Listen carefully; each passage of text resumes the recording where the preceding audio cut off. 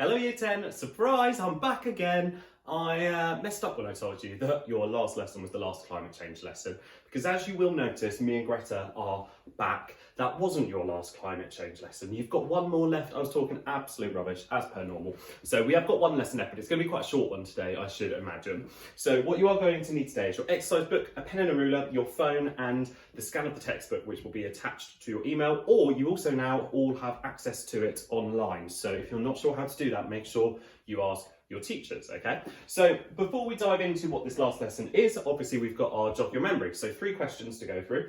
Give one strategy that the UK wants to use to reduce climate change, one way climate change will impact the Maldives, and what is bilateral aid? How is it different from multilateral aid? So pause your videos, scan the QR code and have a go at this quiz. I have noticed Big Juicy has returned a bit. I have my theory on who it is actually, and I am coming for you. But I would like you to put your actual names in because it means we know who's actually watching the videos, okay? So pause your video and have a go at this.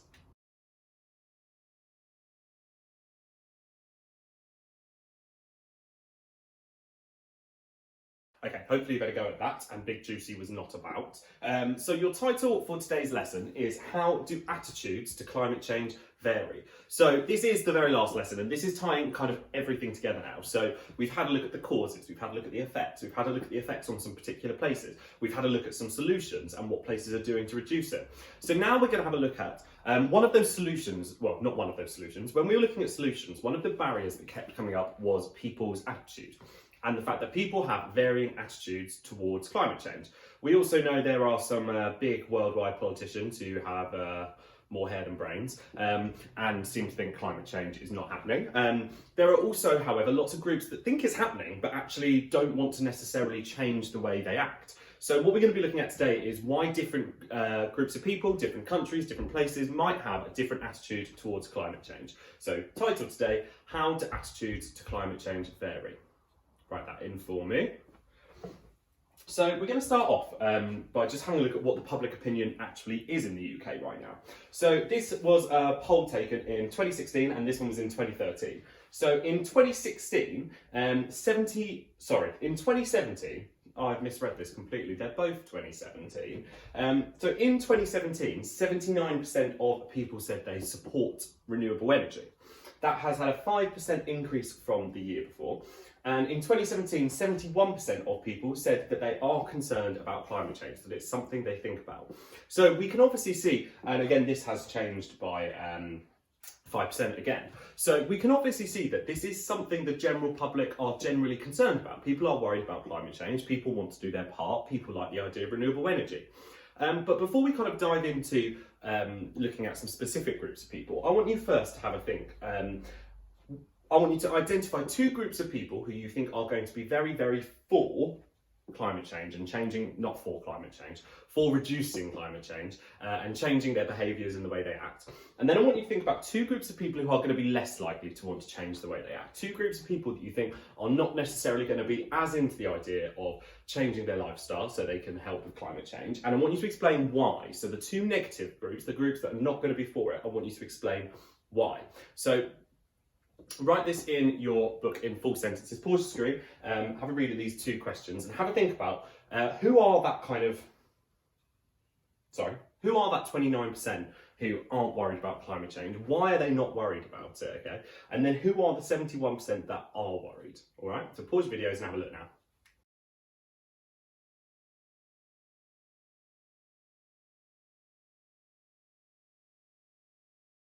Okay, hopefully you better go at that, so I will quickly talk you through a few. So 2 groups of people who are likely to be willing to change their behaviour. Obviously, I'm sure lots of the first thing you all wrote was like environmentalists, people who are concerned about the environment, people who are from Greenpeace or other large charities like that. They're going to be concerned about climate change. You could also put maybe people who live on coastlines, because we know that as sea levels rise, coastlines are going to potentially lose their homes. You could have put people who work for renewable energy companies, because it's only going to mean they're going to get more employment, they're going to get more jobs, they're going to have a higher income if it becomes more popular. And then thinking about groups who might be less likely, you've obviously got people who work for fuel companies, shipping companies who might transport the fuel, because these are obviously key parts. If we stopped using fossil fuels, for example, the oil companies and the people who ship the oil are suddenly going to be out of jobs. There's going to be a lack of employment for them. And, you know, to an extent, the government won't be that happy about that, because they will get a huge amount of money from taxes from these kind of companies. So you could also argue that the government kind of sit on both sides. That you could argue that they would actually not like to completely limit oil consumption, because it means that they are going to be losing money from taxation, all right? So there are a wide range of groups of people, and what we're going to do is we're going to have a look through some different groups and have a think about their main opinions. So this is where you're going to need the copy of page 210 of the textbook. So as I said, you can either, it will be attached to this email, or you will be able to get it by logging into the Hodder website, and you can get onto all of the textbook there. So we're going to start with these first two groups of people and their opinions on these two solutions. So the first solution, energy conservation and efficiency. So obviously, being more energy efficient, being more aware of using appliances less, buying energy saving light bulbs, energy saving dishwashers and things like that is a great thing. But there are going to be some people who might not be able to kind of justify it. So a young family is one that says, I know it would be good to insulate the roof and install double glazed windows, but. So I want you to read through the first speech bubble on page 210, and I want you to finish that sentence based on what a young family's opinion is going to be on this. And then the second solution we've got here is nuclear power or renewables. And the opinion on this comes from a spokesperson from Friends of the Earth, who are a charity organisation who are obviously very concerned about protecting our natural environment. And they say, some people say nuclear is the solution because it does have no carbon emissions, but we think. So why might they be against it? So I want you to pause your videos, write out these two speech bubbles and the names of the groups of people. And I want you to finish those speech bubbles using the information on page 210.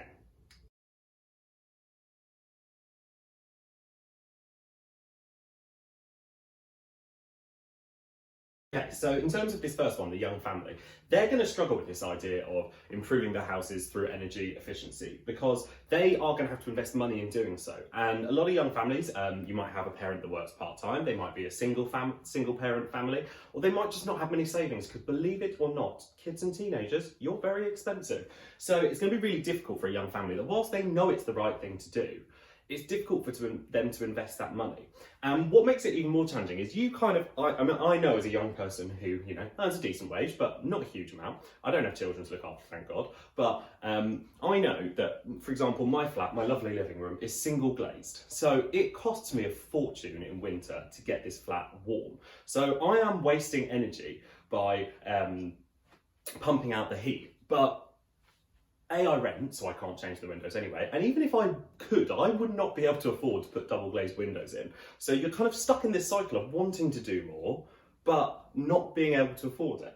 And in terms of nuclear power, obviously, yes, nuclear power is has no carbon emissions, but there are a lot of other issues with it. For example, the waste. What happens to that radioactive waste? Often it gets dumped. Often you might have not often, but you might have a big disaster like Chernobyl, where there's a complete nuclear meltdown and then you've completely damaged a huge area.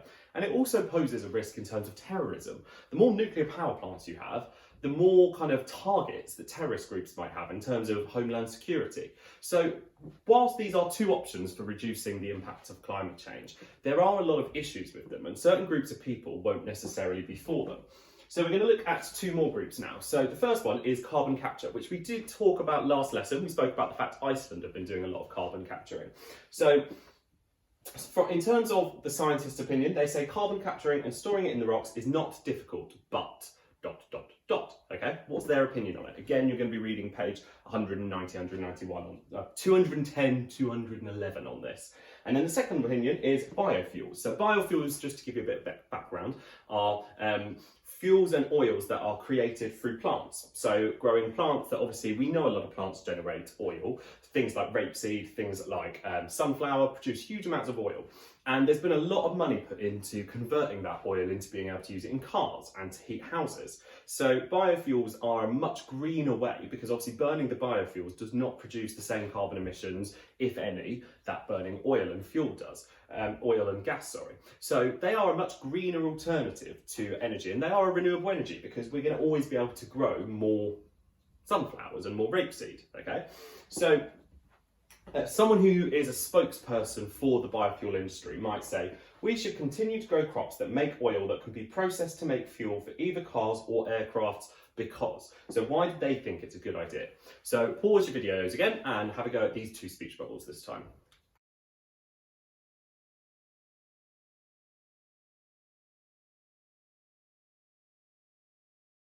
Okay, so the issue from the scientist's perspective on carbon capture is, yes, it's quite easy to do, but it would be hugely expensive. As it outlined in the textbook, it's going to cost £200 per person per year to store all of the carbon that one person produces. So for governments to invest in that and to convince the oil companies to invest in that is huge, okay? So it's going to take a lot of investment, a lot of public backing, a lot of backing from the large businesses to make it actually possible.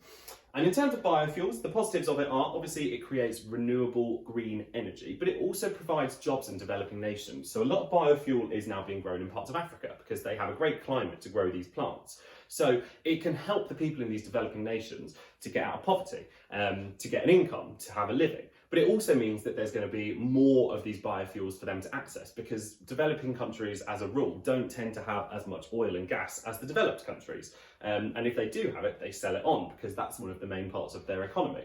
So not only is it creating jobs and income, but it's also giving them more access to these fuels. Okay, so these are some of the solutions that we've kind of looked at, and these are why there are varying opinions. I hope you read through the whole page in the textbook because you'll see from a lot of these different strategies, there are varying opinions. People have different thoughts on it. So whilst the industry spokespersons are going to be very for biofuel, obviously, because they make money from it, we did see that Oxfam are quite against it because they actually think that it's making poverty worse.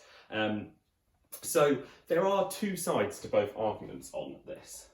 So the next thing we're going to think about we're just going to think about two countries that are going to have very differing attitudes towards reducing their emissions. So we're going to start off with India, which is our NIC. It's a newly industrialised country. They are making a huge amount of money at the moment. They're developing really, really rapidly, but there is still poverty in India. There is a lot of poverty in India. So what I'd like you to do is pause your video, scan the QR code, and I want you to answer this question.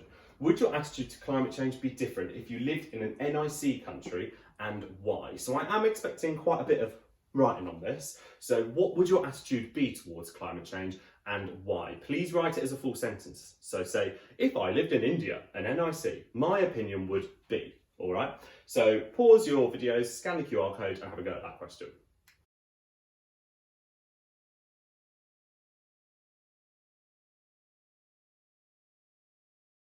So if you watch that video, you will have seen that India are relying hugely on coal at the moment. They are producing a lot of their energy from coal. It provides a huge amount of jobs, provides a massive boost in their income and their economy. So their attitude towards climate change is going to be quite different to ours, for example, because the coal industry in India is creating a lot of jobs. It's providing people with a basic income. It's providing people with disposable income, but it's also generating energy. So more people are going to have access to energy in their houses than before they were using coal. So more people are going to be able to travel. They're going to have more energy in general. So India's attitude is going to be quite, we know this is bad, but right now, this is improving our livelihoods massively. So they're probably not going to be anywhere near as concerned with the ideas of climate change as someone in the UK. So the other country we're going to think about, and this is a recap, we know how they feel about it, is we're going to think about the Maldives. So the Maldives, obviously, as a recap, small island nation in the Indian Ocean who are majority of their land is less than a metre above sea level. So if sea levels rise, we're expecting the Maldives to be gone by kind of 2070, 2080 if they continue to rise at the rates they are now. So again, I want you to pause the video, watch this video, so scan this QR code, and this QR code takes you to a really cool video about what the Maldivian government did to try and raise awareness of the issues they are going to be facing. So what I'd like to do is scan it. I want you to recap what we did last lesson and answer this question. What are the views of the population of the Maldives? So what would their opinion be? So again, I want you to write this out. If I lived in the Maldives, my opinions towards climate change would be, and I want you to finish that sentence, okay?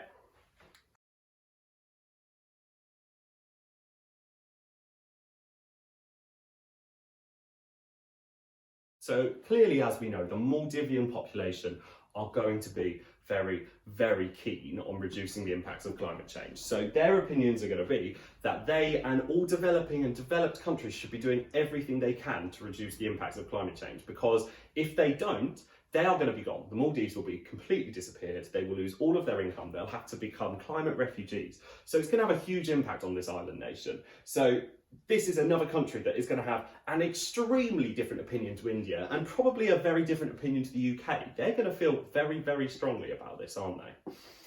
So the last thing I want you to do today is, on the board we've got 5 solutions, 5 methods to reducing climate change. They're all things that are being done in different parts of the world. So we've got energy conservation and efficiency, renewable energy, nuclear energy, carbon capture and storage, and forest sinks. So forest sinks, you hopefully read about it when you read the pages in the textbook, is this idea that if we create more forests, grow huge amounts of forests, not only is it going to be great for biodiversity and kind of counteracting the issues of deforestation, but forests and trees absorb a huge amount of carbon naturally. It's not going to cost a fortune like carbon capture. But by planting forests, they're going to absorb huge amounts of carbon. They're going to become carbon sinks, which will also helpfully reduce the impact of climate change. So what we're going to do is choose one of these 5 methods, and I want you to say why you think it is the best method. So choose the one you think is the most efficient in terms of income. So how much it's going to cost, the impact it's going to have on climate change, the impact it's going to have on different groups of people. I want you to really think about it holistically, think about all of the different impacts of it, and explain why you think that would be the best method. All right, so pause your videos one last time and have a go at this for me.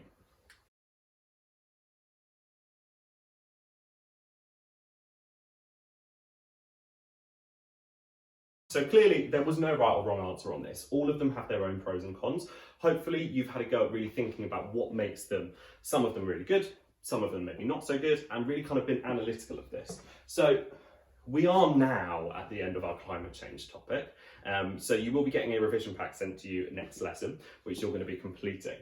What you should have in your books today are 2 groups for and against renewable energy, the 4 different group speech bubbles on renewable energy, India's view, the Maldives view, and then your view. What method do you think is best? Okay, well done Year 10. Hopefully I'll be seeing you all soon. Good job.